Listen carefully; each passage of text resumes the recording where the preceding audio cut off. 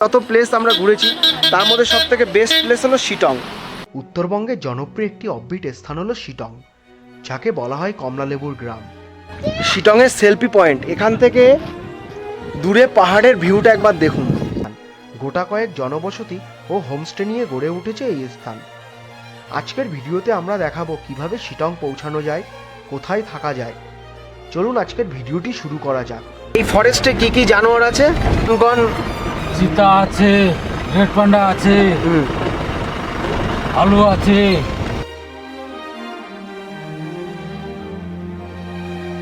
এখানে প্রচুর ছোট বড় আপনারা প্রচুর হোমস্টে পেয়ে যাবেন।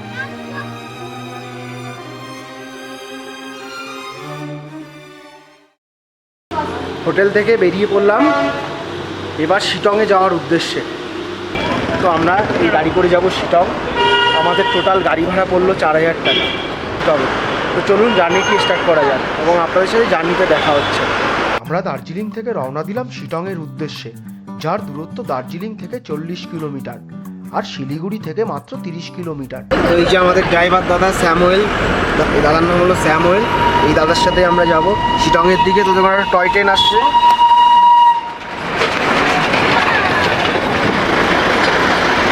শিটং হলো উত্তরবঙ্গের একটি অফবিট গ্রাম। ডিসেম্বর ও জানুয়ারি মাসে গাছে ঝুলে থাকে প্রচুর কমলা লেবু, তাই একে বলা হয় কমলালেবুর গ্রাম। শিলিগুড়ি থেকে শিটং পৌঁছাতে হলে সব থেকে সহজ হবে সরাসরি রিজার্ভ গাড়ি করে শিটং পৌঁছানো। তাতে গাড়ি ভাড়া পড়ে যাবে আপনার 2500 টাকা থেকে 3000 টাকার মধ্যে। আবার শেয়ার গাড়ি করে আসতে হলে প্রথমে শিলিগুড়ি থেকে আসতে হবে কার্শিয়াং, আর তারপর কার্শিয়াং থেকে গাড়ি করে শিটং, কেননা শিটংয়ে সরাসরি কোনো শেয়ার গাড়ি চলে না। আমরা যেমন সরাসরি দার্জিলিং থেকে গাড়ি ভাড়া করে রওনা দিলাম শিটংয়ের দিকে। আমরা চওড়া রাস্তা ছেড়ে দিয়ে চলে আসলাম সরু রাস্তায়। দুপাশে পাইন বনের মাঝখান থেকে সরু রাস্তা চলে গেছে শিটংয়ের দিকে।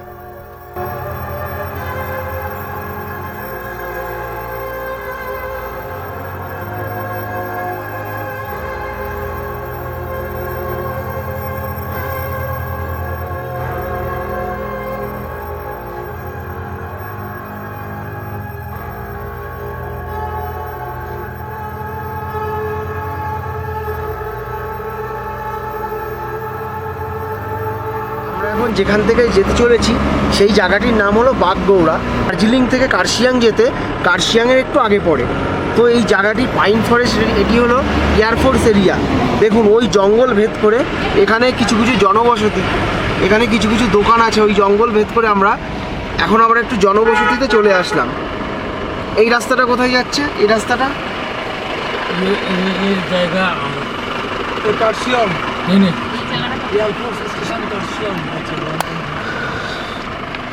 और ये सीधा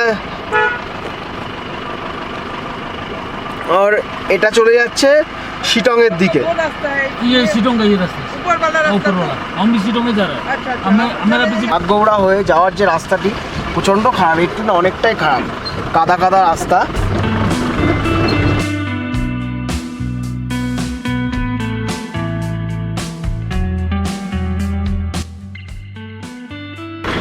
এত সরু রাস্তা, দুটো গাড়ি একসাথে পাস হওয়া যাবে না। যেতে গেলে একটিকে আগে সাইড দিতে হবে, তারপরে আরেকটি গাড়ি যাওয়া যাবে।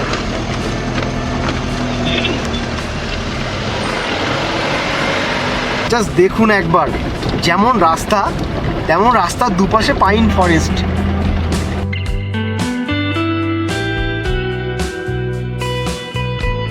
এই ফরেস্টে কি কি জানোয়ার আছে? কোন? চিতা আছে, রেড পান্ডা আছে, आलू আছে, ब्लैक पैंथर भी है। ब्लैक पैंथर আছে। कभी आपके सामने कभी भी पड़ा था क्या? मेरा सामने तो नहीं पड़ा, लेकिन देख लिया। होगा अगर हमारे नसीब में होगा तो हम जाने की वक्त भी देख सकते हैं। अगर हमारे नसीब में हुआ, नसीब में होगा तो देख सकता है आप। क्योंकि होगा तो हाँ, क्योंकि जाने के वक्त तो शाम हो जाएगा, संध्या भी हो जाएगा, रात भी हो जाएगा।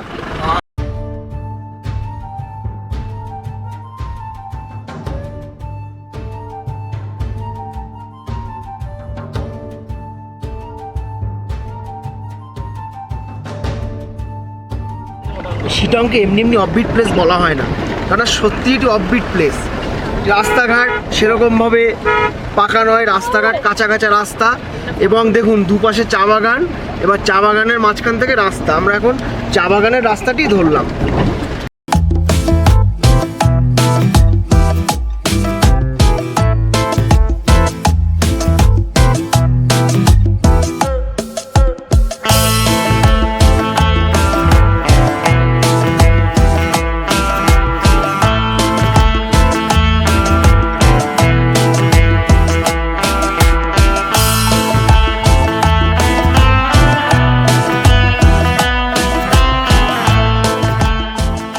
এবং দুটো গাড়ি শিটং থেকে রিটার্ন আসছে।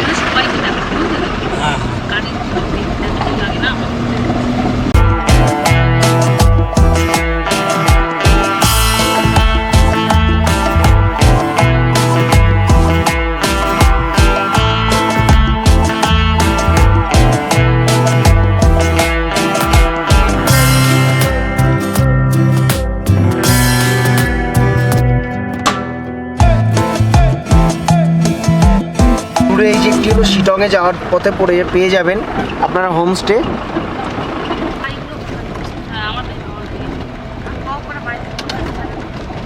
শিটংয়ে যাওয়ার বাড়ি দেখুন কত সুন্দর।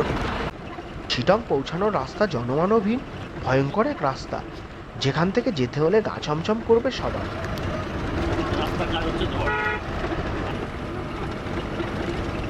ঘড়ির কাঁটায় এখন হয়েছে 3:56। আমরা 1:30টার সময় দার্জিলিং থেকে গাড়ি ছেড়ে চলে আসলাম এখন শিটংয়ে। শিটংয়ের সেলফি জোনে খুবই সুন্দর জায়গা। এখানে এই রাস্তা দিয়ে ওপরে উঠলে ওপরে লেখা আছে Sittong selfie point, I love Sittong. এখানে ঠান্ডা দার্জিলিংয়ের থেকে অনেকটাই কম। দার্জিলিংয়ে যতটা ঠান্ডা ছিল এখানে ঠান্ডা অনেকটাই কম। এখন আমরা শিটংয়ের ওপরে উঠবো এই রাস্তা দিয়ে। এই রাস্তা দিয়ে এখন আমরা উপরের দিকে উঠবো। রাস্তাটা প্রচন্ড খারাপ।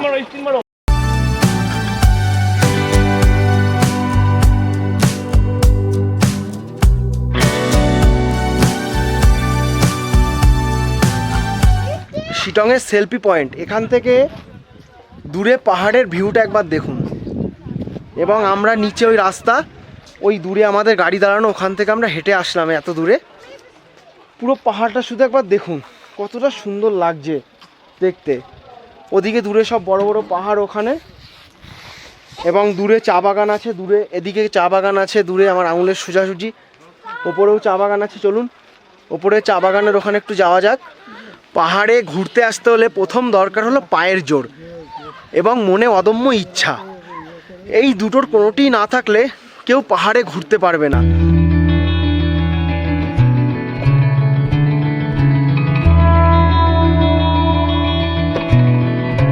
দূরে পাহাড় দেখুন কতটা সুন্দর লাগছে। যদি আঙুলের সোজাসুজি একটি অনেক বড় পাহাড় আছে, আবছাবছা হয়তো দেখতে পারছেন। ওখানে যদি রোদ থাকতো, মেঘলা ওয়েদার না থাকতো, তাহলে খুব সুন্দর লাগতো দেখতে।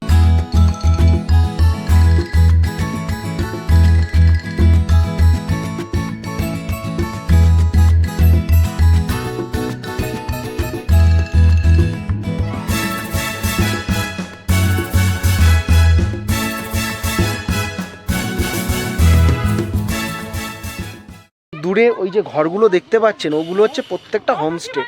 এখানে এসে আপনারা রাত কাটাতে পারবেন। ওগুলো সমস্ত কিছু সবগুলো হোমস্টে। এখানে প্রচুর ছোট বড় আপনারা প্রচুর হোমস্টে পেয়ে যাবেন। আজকে আমরা এসেছি একদিনের জন্য ঘুরতে, কিন্তু আগামী দিন আমি যখন আসবো তখন আমরা এখানে এসে হোমস্টেতে থাকবো। আজকে জাস্ট আমরা একদিনের জন্য শিটং ঘুরতে এসেছি। তো আমাদের সাথে এই যে আমার দাদা, সবাই মিলে আমরা এসেছি। খুবই মজা হচ্ছে। দার্জিলিংয়ের সবথেকে ভালো অফবিট প্লেস এতদিন আমরা যা ঘুরেছি তার মধ্যে Sittong is best. I love Sittong. Sittong অত প্লেস আমরা ঘুরেছি, তার মধ্যে সবথেকে বেস্ট প্লেস হলো শিটং। কারণ আসার সময় আমরা যে রাস্তা দিয়ে এসেছি খুবই অ্যাডভেঞ্চার করেছি আসার সময়ও, এবং খুবই সুন্দর লাগছে।